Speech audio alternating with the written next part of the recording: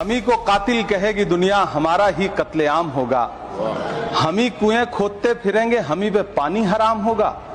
सभापति महोदय, सन 1947 में दिल्ली की जामा मस्जिद की तारीखी सीढ़ियों पर खड़े होकर के भारत रत्न मौलाना अबुल कलाम आजाद साहब ने कहा था कि मुसलमानों कहां जा रहे हो, यह है तुम्हारा मुल्क, यहां तुम्हारे आबाओ अजदाद की कब्रें हैं।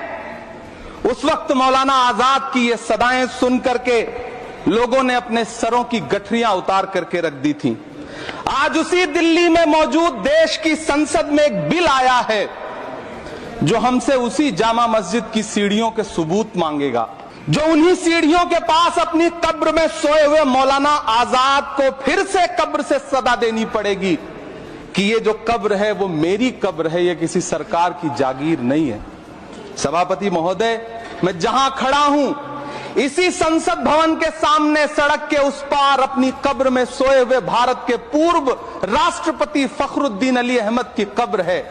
शायद अब उस कब्र से भी सदाएं आए कि ये कब्र मेरी कब्र है, ये सरकार की जागीर नहीं है।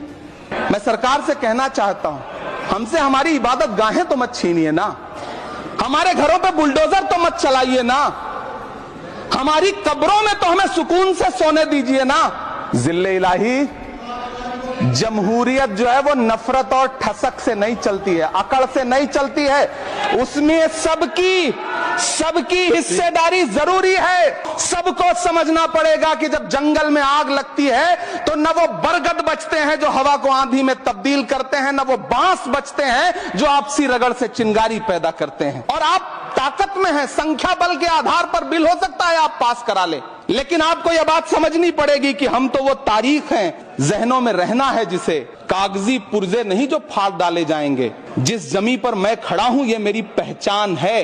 आप आंधी हैं तो क्या मुझको उड़ा ले जाएंगे?